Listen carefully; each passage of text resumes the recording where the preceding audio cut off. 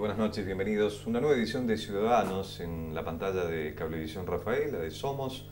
Un tema en este mayo de 2016 absolutamente vigente. ¿Cómo está la República Argentina? ¿Está en el proceso de cambio necesario para que la calidad de vida sea más alta y estable? ¿Está en un proceso donde lamentablemente cada vez habrá menos empleos? Bueno, habrá gente que lo responde, gente con autoridad y con idoneidad. Nos acompañan esta noche el licenciado en Ciencias Económicas Rubén Ascuba y el economista Fernando Camuso. Con ellos los próximos 30 minutos que ya están comenzando. Acompañan a este programa Pasión por hacer, pasión por Rafaela, Intendencia Municipal, Ciudad de Rafaela. Trabajamos junto a los gobiernos locales para hacer de todos los municipios y comunas un mejor lugar donde vivir.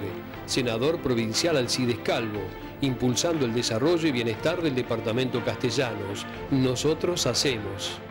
Metalúrgica Oscar, arreglo y reparación de vehículos pesados, suspensión, chasis, carrocerías. Juan B. Justo 1410, teléfono 452-019, Rafaela. Lonera San Luis, siempre la mejor calidad. Ahora también Olimpia Argentina, la mejor pileta. Avenida Intendente Sóboli 404. SEOM, Sindicato de Empleados y Obreros Municipales de Rafaela, Brasil 97. Si pensás en tu auto, pensá en Barberis. Controla tren delantero, neumáticos, amortiguadores, alineación y balanceo. Barberis, seriedad, responsabilidad y rapidez. Todo en madera, bastidores, machimbres, tirantería, flejes, tablones, fenólico. Arno Maderas, conscripto Subrigen 313, teléfono 578-336. Librería y papelería La Oficina. Los mejores precios. Vení y sorprendete. Colón 114. 50 años en esta ciudad, dando siempre lo mejor como te mereces. Tomá Agua San Carlos. Lo mejor todos los días.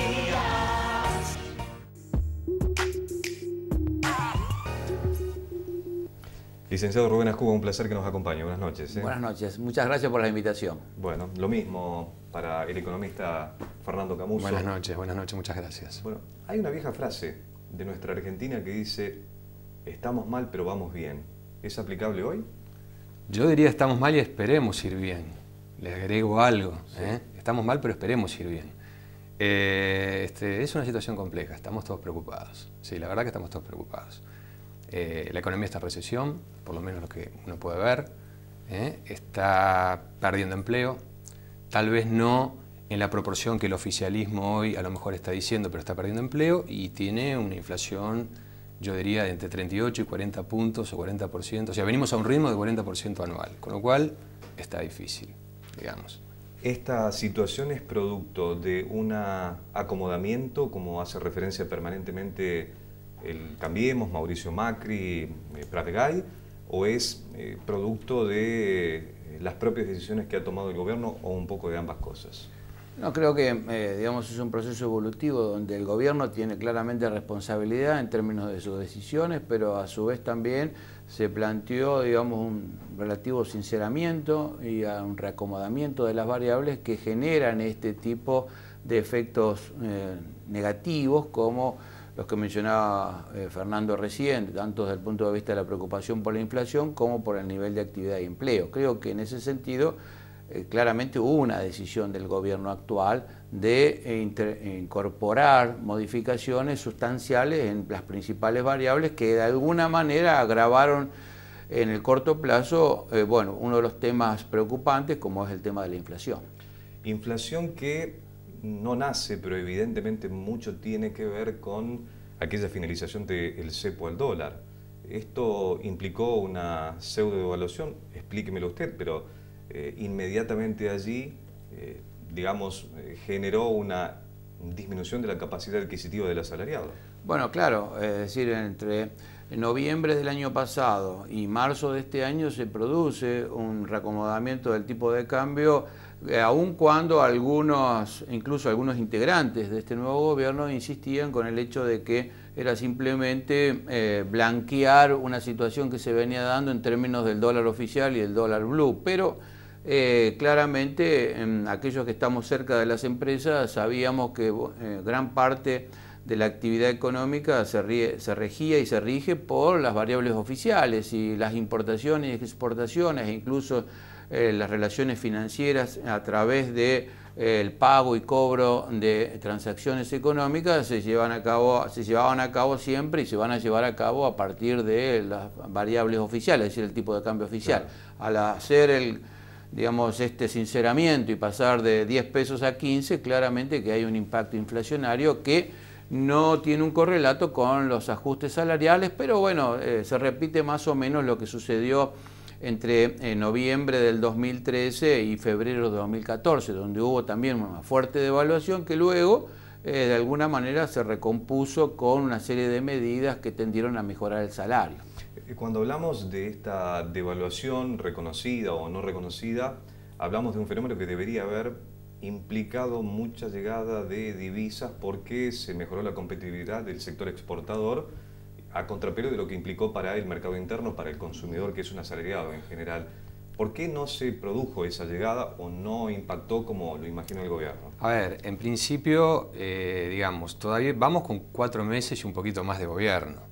O sea, no es tan sencillo, ¿eh? Es muy prematuro. Yo creo que es muy prematuro. Todavía no podemos pensar que el flujo de capitales va a ser enorme y que en realidad en los primeros 3 o 4 meses deberíamos tener 1.000 millones, 2.000 millones o 10.000 o 15.000 millones, como en su momento se decía, de divisas. Yo diría lo siguiente. En primer lugar, el arreglo con holdouts fue hace muy poco, ¿sí? Argentina estaba separada del mundo financiero global.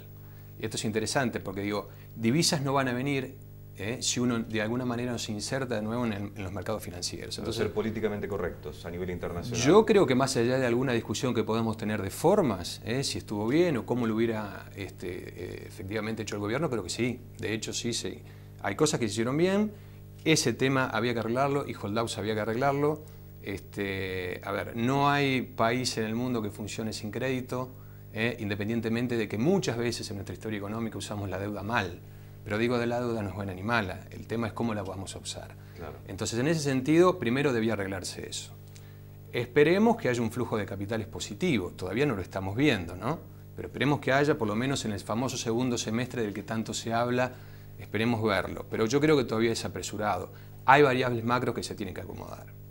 Fernando, me gustaría que lo más didácticamente posible se le explique a quien está mirando Ciudadanos cómo es esto de poner en el mundo un bono generando deuda para que simultáneamente con lo que se obtiene por la compra de esos bonos, Argentina tenga la chance de pagarle a los holdouts. Bueno, a ver, lo más simple posible. Argentina estuvo, primero un pequeño reconto, Argentina estuvo afrontando deudas en el periodo anterior con reservas, digamos, estaba fuera del mundo, entonces en general con reservas, o sea, todo lo que era la deuda en dólares con reserva, con lo cual nos quedamos con muy pocas reservas, ¿no? Plata que tiene el Banco Central, las reservas, ¿no? Plata que tiene el Banco Central, valores, exacto. Además de que teníamos su cepo cambiario, con lo cual era muy complicado operar y las transacciones financieras, como decía Rubén acá, se hacen muy complejas. Lo que hace el gobierno no es directamente pagar de esas reservas a holdouts, sino lo que hace es emitir un título que coloca en el mercado financiero a una tasa de interés. Los títulos se colocaron, fueron títulos 5, 10, bueno, hubo un título de 3 años, 3, 5, 10 y 30 años, claro, y se pagaron tasas de interés, en el orden de 7,5 a casi 8%. Caras en dólares para lo que son las economías desarrolladas. Hoy las tasas están muy bajas. La Reserva Federal, que es el Banco Central de Estados Unidos, tiene una tasa en el mundo que está rondando el 1,70%, con lo cual ese diferencial nosotros lo pagamos, porque tenemos riesgo argentino. Pero entonces colocamos, los inversores compran esos títulos y nos dan los dólares. Claro. Esos fueron los dólares que nosotros usamos, más o menos 16.500 millones de dólares, usamos 9.300 para un pago directo, después para los famosos MeToo, que se les decía concretamente, o sea, todos los que estaban, digamos, por fuera, Y el resto, en principio, unos 4.000 millones de dólares que quedarían para inversión en infraestructura, que bueno, que esperemos que ese sea justamente el destino que se les dé. Bueno, y cuando hablamos de inflación, Rubén, en una situación donde el mercado interno cada vez está inmovilizándose más, porque esa inflación fue consumiendo la capacidad justamente de consumir, porque cada vez con la misma plata podemos consumir menos por el aumento de precios. ¿Finalmente la inflación no se detiene por el enfriamiento de la economía?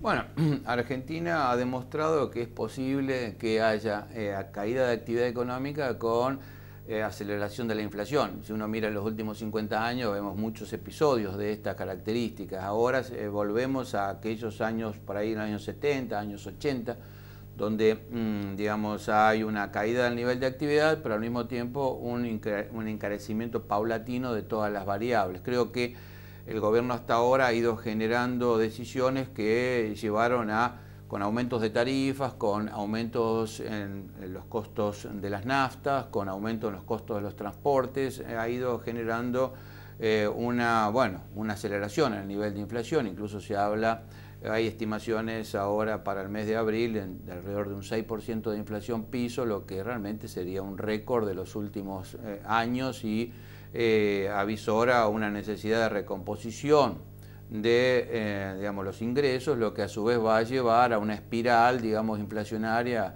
a partir de mediados de este año. Por lo tanto, como decía Fernando, creo que la tasa de inflación, en lugar de tender aun cuando algunos optimistas están planteando, no tiende a disminuir y a converger al 20 o 25% para fin de año. Entonces, y es totalmente posible que el consumo baje, que la actividad económica se reduzca y que la inflación crezca. En Argentina esto la verdad que es un lindo laboratorio, es un interesante laboratorio para los economistas porque en general se suponía que había inflación cuando había recalentamiento de la economía. Exactamente. ¿Cómo se preserva, digamos, aunque sea un aspecto negativo, la inflación? Digo, ¿cómo es que se puede seguir generando inflación si prácticamente no hay consumo? Bueno, porque por un lado, al disminuir digamos, el nivel de actividad, las empresas, los formadores de precios hacen costos y básicamente el mecanismo de establecer precios a partir de costos y markup, es decir, el margen de maniobra necesario como para que el negocio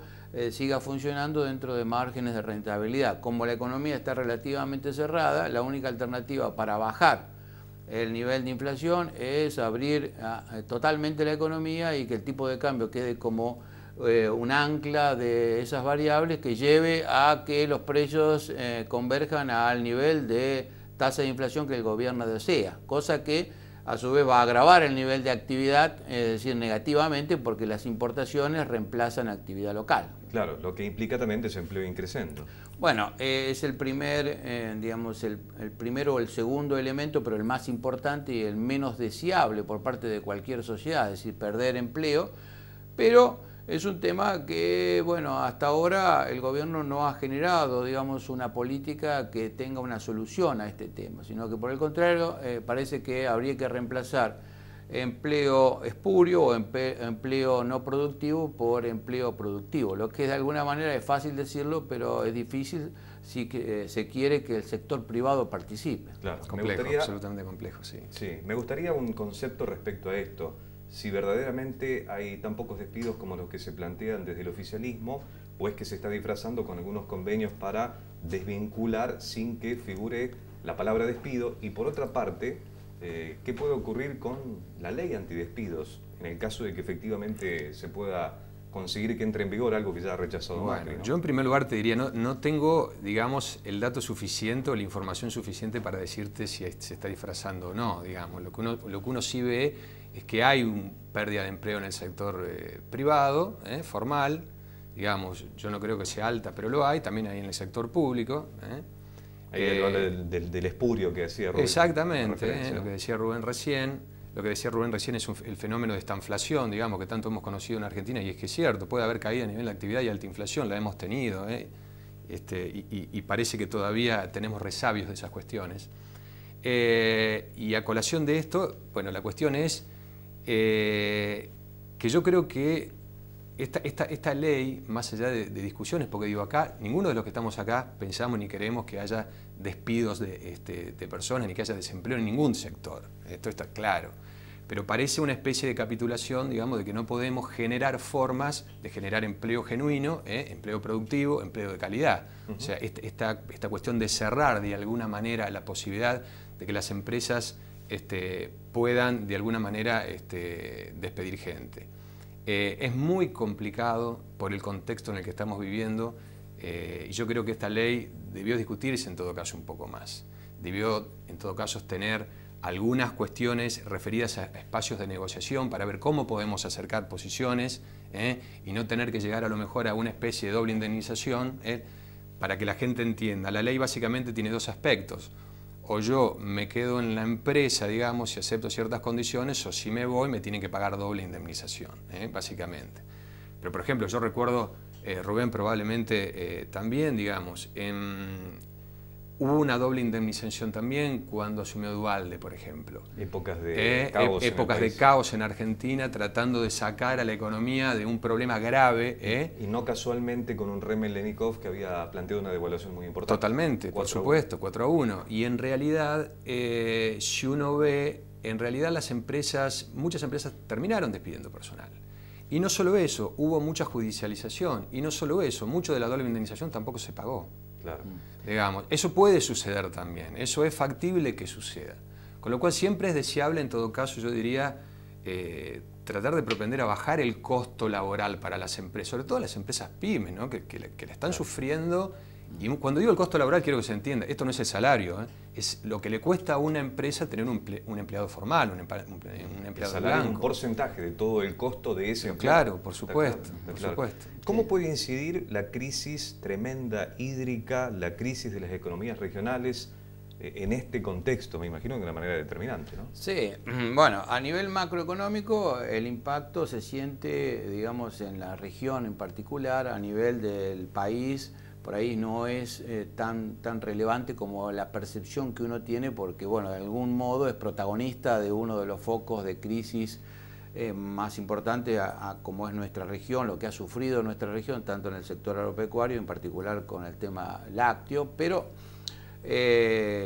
claramente es negativo porque, sobre todo en el tema de una actividad tan importante para la economía argentina como es la industria láctea, digamos, donde no es sencillo que en 6 meses uno recomponga la actividad, sino que se requiere un periodo de 2-3 años de recomposición, de inversión, a su vez de apostar a que ese negocio va a ser rentable.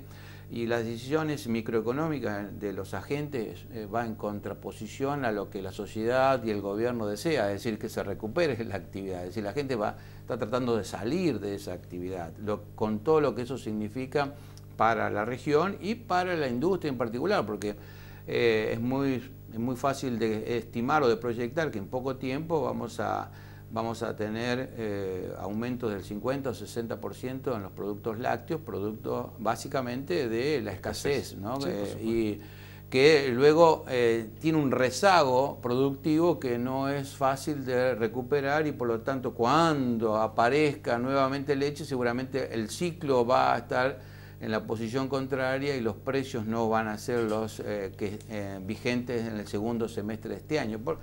Creo que en ese sentido uno no puede magnificar el impacto a nivel país, sí, el impacto a nivel de la región, como puede ser Entre Ríos, Santa Fe. La región centro. Claro, un poco Corrientes, eso depende de cada circunstancia, pero me parece que en nuestra región es y va a ser muy fuerte y muy doloroso.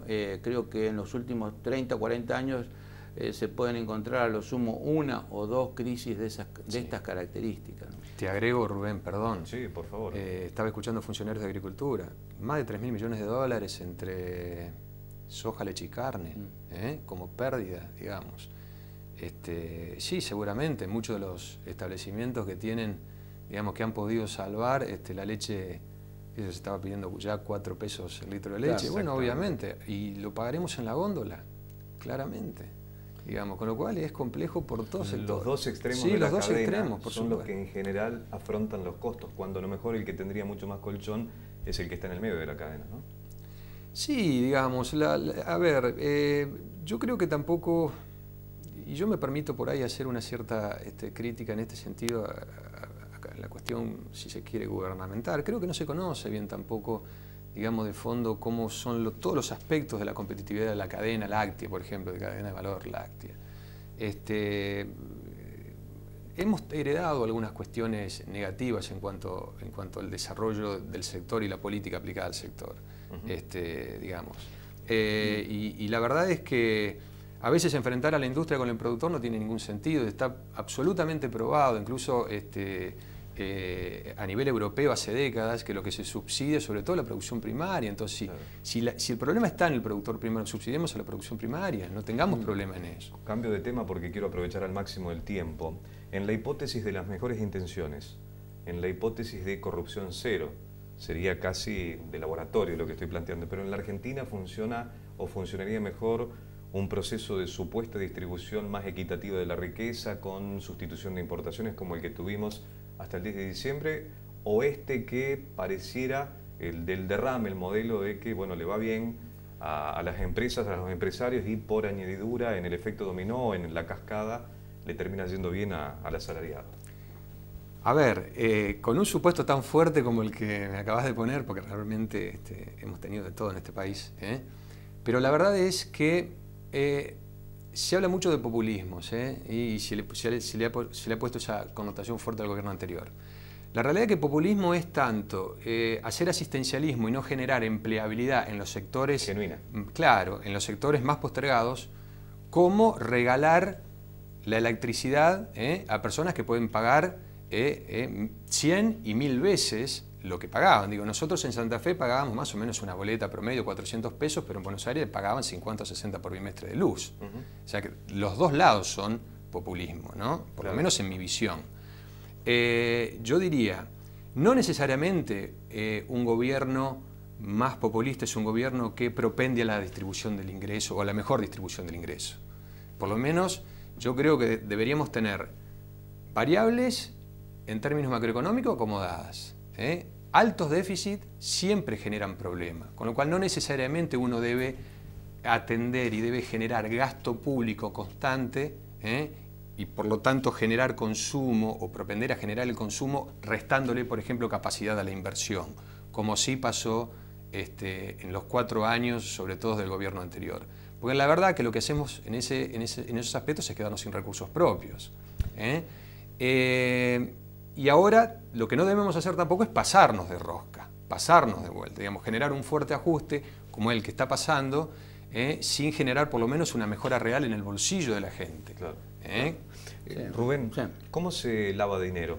Así se lo pregunto contundente, porque estamos escuchando tanto, estamos escuchando que Lázaro Báez, estamos escuchando que Martín Báez, bueno, que los propios exmandatarios tienen que ver con esto. Uno puede tener una idea, pero para doña Rosa, diría Neustadt, explíquelo.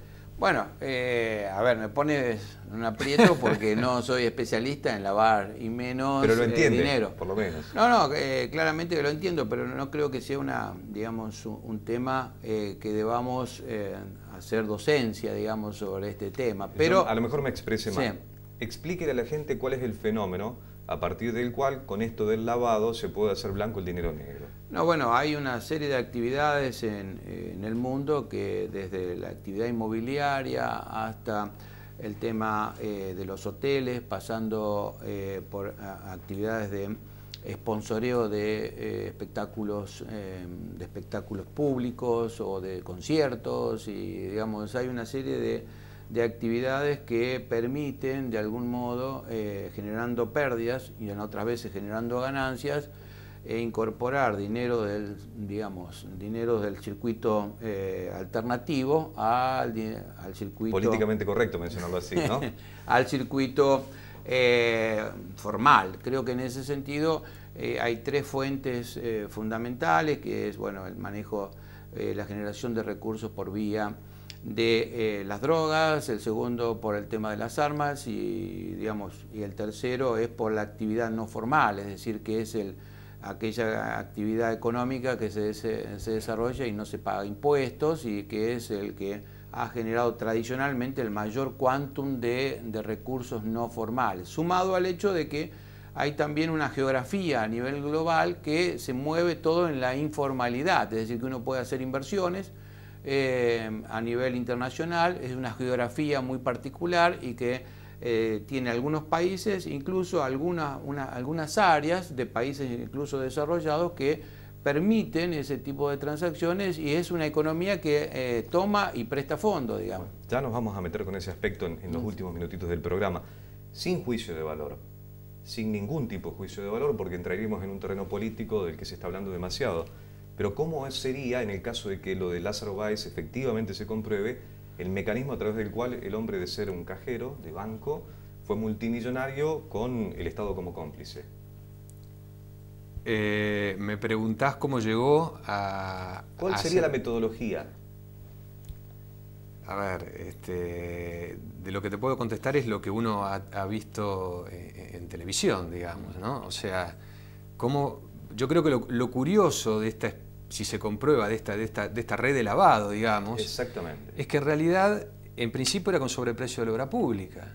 Entonces, en realidad, ese dinero que, según manifestaba uno de los imputados, bueno, Fariña, que todos hemos visto, era aproximadamente del 20%, en realidad hubo que hacer un proceso, digo, todavía creo aún más complejo, porque recibían dinero que era dinero en blanco, y después debían generar facturas apócrifas, aproximadamente por un 20%, ese dinero apropiarlo, sacarlo del circuito formal, o sea, sacarlo del blanco, ponerlo en negro y después volver a encontrar formas de colocación, como por ejemplo propiedades. Exactamente. Por eso es que uno ve que, por lo menos por lo que uno pudo ver y escuchar, 400 o más de 400.000 hectáreas en Santa Cruz, con casi 200 propiedades. Entonces, la verdad que era una red absolutamente compleja, esto sin contar lo que puede haber en el exterior. Rubén recién lo decía muy bien. Hay países que tienen leyes fiscales absolutamente laxas, ¿no? Los famosos paraísos. Los famosos paraísos, no solo en términos de que uno puede pagar muy poco impuesto, sino que hay muy poco control. Entonces, todavía tenemos en esta arquitectura financiera global problemas difíciles, en todo caso, de solucionar para que estas redes de lavado, en algunos casos, puedan ir disminuyendo, no solo en Argentina, sino en cualquier país. Claro. Lo hemos charlado en la radio con Fernando, por eso se lo pregunto también a usted, Rubén. El tema de una empresa offshore para un presidente que en su momento fue un empresario, ¿es moralmente achacable? ¿Cómo funciona una empresa offshore? ¿Para qué? Bueno, digamos, ha dado mucho que hablar, incluso en el mundo. Nuestro presidente salió en los principales diarios, digamos, porque dentro de los Panama Papers. Pero claro, corresponde al ámbito privado, al ámbito de la actividad que él desempeñaba antes de ser funcionario público y ni hablar antes de ser elegido presidente. Más allá de eso, la mayoría de las empresas medianas y grandes, incluso mismo me atrevo a decir que a nivel de pequeñas empresas también, tienen o han tenido este tipo de instrumento que les permite de alguna manera generar una ecuación fiscal mucho más amigable con el objetivo de maximizar beneficios que por ahí el 35% de impuestos acá o el 30% en Estados Unidos. Sin ir más lejos, en Estados Unidos varios candidatos presidenciales en su momento cometieron tal vez un pecado mayor, que es que su tasa promedio de pago de impuestos a los ingresos y a las ganancias, lo que sería acá en Argentina, en lugar de estar el 30%, como cualquier mortal lo debería pagar, estaba en un 10 o un 12%, lo que significaba que estaba aprovechando, tal vez seguramente de manera lícita, pero utilizando diversos resortes. Incluso Estados Unidos tiene áreas dentro de su propio país que permite una reducción de impuestos muy importante. No solo hablemos de Las Vegas, sino hablemos de Delaware. O sea, hay una cantidad de elementos, y uno va a Europa y tiene Luxemburgo, que es aparentemente el mejor país del planeta, y sin embargo es prácticamente un paraíso fiscal blanqueado. Podemos ir a Liechtenstein o por ejemplo a la isla de Man, que forma parte también del Imperio Británico, y sin embargo por otro lado, uno ve que la tasa de impuestos que se paga es claramente injusta en aquellos que tienen más respecto de aquellos que tienen menos. Pero el caso del presidente Macri, lamentablemente, es un tema que no escapa a su actividad empresarial. Podemos estar de acuerdo o no, pero creo que éticamente es un tema negativo para el presidente. Bueno, y sonó así, ¿no? Sí. Sonó así y quedó así. Yo crónicamente soy optimista. ¿Soy muy irracional si soy optimista en cuanto a la economía de nuestro país? No sos irracional. A ver, es posible que la economía empiece a recuperarse, pero digamos, tienen que darse variables o tienen que darse una serie de acontecimientos muy certeros, ¿no? Tiene que empezar a fluir la inversión. Los recursos en divisas que podemos hacernos los argentinos o en realidad todos los países son o porque invierten, eso es inversión directa, o porque en realidad ponemos esta maquinaria en juego y generamos divisas a través de la balanza comercial, ¿no? Claro. Entonces, va a ser difícil, este año va a ser un año duro. Yo diría, empecemos por pensar que a lo mejor una buena noticia es empezar a bajar la tasa de inflación, a lo mejor a partir del segundo semestre. En particular, creo que va a ser complejo. Y en particular creo que va a ser complejo llegar al 25%, que es esa meta establecida por el gobierno y el Banco Central. Pero digamos, por lo menos empezar por allí. Si llega a haber algún flujo positivo de inversión, a lo mejor algunos mecanismos de ruptura de este círculo vicioso y de puesta en marcha de un círculo virtuoso se puede empezar a dar y no ver una caída en el producto que hoy muchas consultoras están anticipando hoy entre 1,5 y 2% de caída del producto en 2016, con lo cual es importante, ¿no? Rubén, 15, 20 segundos finales, ¿para optimismo o no tanto? Si me pongo en la posición de consultor económico, claramente no soy optimista. Si me pongo en la posición de ciudadano argentino, me gustaría ser optimista, pero creo que desde el punto de vista profesional no hay elementos para ser demasiado optimista en el corto plazo. Gracias por esta visita. Gracias a usted. Fernando, lo mismo, muchísimas gracias. Fernando Camuso es economista, el licenciado en Economía, justamente Rubén Ascúa también nos acompañó, con ellos ciudadanos en esta edición de viernes. Acompañan a este programa Comuna de Ataliva, gestión Fabio Sánchez. Comuna de Bella Italia, gestión Héctor Perotti. Comuna de Aldao, gestión Hugo Michelini. Comuna de Gutquiza, gestión Nicolás Lungo. Comuna de Estación Crucella, gestión Raúl Cugino. Comuna de Humberto Primo, gestión Julio Córdoba. Comuna de Pilar, gestión Diego Vargas. Comuna de Zaguier, gestión Jorge Bozana. Comuna de Presidente Roca, gestión Emiliano Bocco. Comuna de San Antonio, gestión Alejandro Viaba. Comuna de San Vicente, gestión Gonzalo Aira. Comuna de Santa Clara de Zaguier, gestión Sebastián Rancaño. Comuna de Zenón Pereira, gestión Germán Eschalbater. Bueno, el agradecimiento a todos los cables de la región que nos permiten difundir cada uno de los productos de Scorpio en 40 localidades. Gracias a vos que estás del otro lado y que semana a semana nos seguís en Ciudadanos. Será hasta el próximo viernes.